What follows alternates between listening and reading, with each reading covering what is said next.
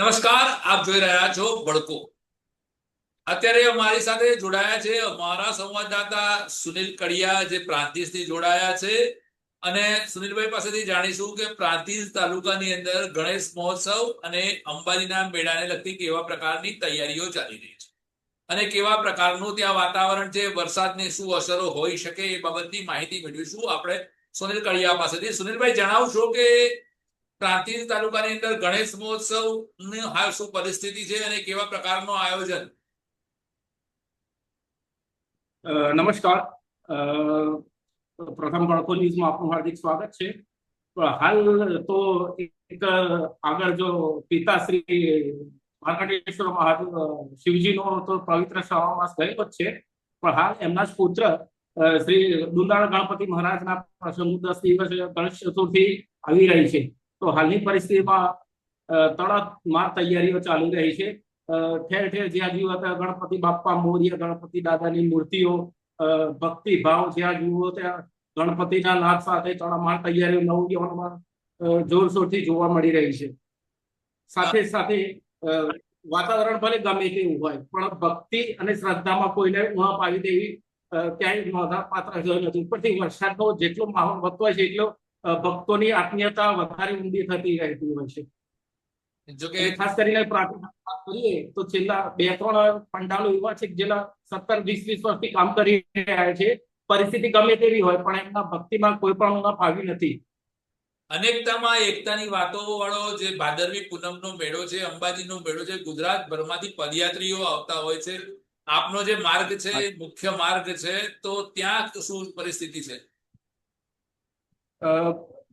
પદયાત્રીઓ જતા પગપાળા જતા પદયાત્રીઓ માટે પણ એ જ રીતનો માહોલ છે. બોલ મારી અંબે જય જય અંબેના નાદથી સમગ્ર વાતાવરણ ગુંજી ઉઠ્યું છે. તંત્ર દ્વારા બી સારા એવા પગલા, મોટી સુરક્ષાઓ, ટ્રાફિકના નિયમોનું પાલન, સાથે સાથે સ્થાનિક લોકોએ પણ થોડા અંતરે યથાશક્તિ તથા ભક્તિના ભાગરૂપે પોતાની સેવાઓ કાર્યરત કરેલી છે. જેમાં કોઈક જગ્યાએ વોટરપ્રૂફ ટેન્ટ છે, તો કોઈ જગ્યાએ લીંબુ શરબત છે, તો કોઈ જગ્યાએ ગરમ પાણીના નાવાની સગવડ છે. જેનાથી જે રીતે બની તે રીતે પોતાની યથાશક્તિ પ્રમાણે પદયાત્રીઓ માટે સેવા આપી રહ્યા છે. સાથે જ ક્યાંક તો એવું પણ જોવા મળી રહ્યું છે કે જ્યાં આપણે ઘરે ના જમી શકતા હોય તેવા ફૂલ ભોજન સાથે ટેન્ટો તૈયાર થયેલા છે. અને ભક્તોના સ્વાસ્થ્ય અને આરોગ્ય ખાતાએ પણ ભક્તોના આરોગ્ય ટીમે પણ પોતાના યથાશક્તિ પ્રમાણે જ્યાં ત્યાં આરોગ્યને લગતી દવાઓનો છંટકાવ, પગ માટેની માલિશો, આ રીતે બધી પૂર્વ તૈયારીઓ કરી ચુક્યા છે. એવું કહી શકાય કે આસ્થામાં કોઈ ઉણપ આવી નથી. આસ્થામાં કોઈ ઉણપ આવી નથી. અને સમાજ જેટલું અવાજ ક્રશ થાય, સમાજના લોકોની જાગૃતિ આ જે મેળાઓ છે અથવા તો ગણેશોત્સવ છે એ બાબતે કેવી દેખાઈ રહી છે?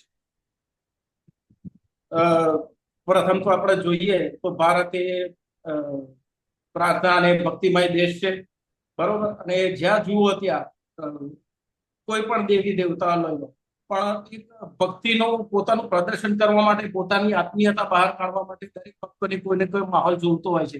પરિસ્થિતિ ગમે તેવી હોય છે, પણ ભક્તો પોતાનો પ્રેમ ભાવ છે, જે પ્રાર્થના છે, પોતાની અંતરાત્માની ઝઝૂમીને પણ પોતાનું એ કરતા હોય છે. ભક્તિનું પ્રદર્શન જોવા મળતું હોય છે. ટૂંકમાં શ્રાવણ મહિનાથી શરૂ થયેલો જે ભક્તિનું પર્વ છે એ ભાદરવી પૂનમ પછી આસો નવરાત્રી સુધી સતત ચાલતું રહે છે. ત્યારે અંબાજી જતા પદયાત્રીઓ પણ મોટી સંખ્યામાં અંબાજી માટે પદયાત્રા કરતા હોય છે અને લોકોને સુવિધા માટે પણ બીજા ભક્તો દ્વારા સેવા આપવામાં આવતી હોય છે. આ હતા અમારા સંવાદદાતા સુનિલ કડિયા, જે પ્રાંતિજથી જોડાયા હતા. એમણે ગણેશોત્સવ અને ભાદરવી પૂનમના મેળામાં જતા પદયાત્રીઓ વિશેની માહિતી આપી. હવે નવી માહિતી માટે જોડાતા રહીશું સુનિલભાઈ સાથે. સુનિલભાઈ, તમારા વિસ્તારની અંદર જાણીતા સ્થળો હોય કે જાણીતા કોઈ સારા બનાવ બની રહ્યા હોય તો એ વિશેની માહિતી અમારા દર્શકો સુધી પહોંચે એ માટે સતત અમારા જોડે જોડાતા રહેજો. આપનો ખૂબ ખૂબ આભાર સુનિલભાઈ.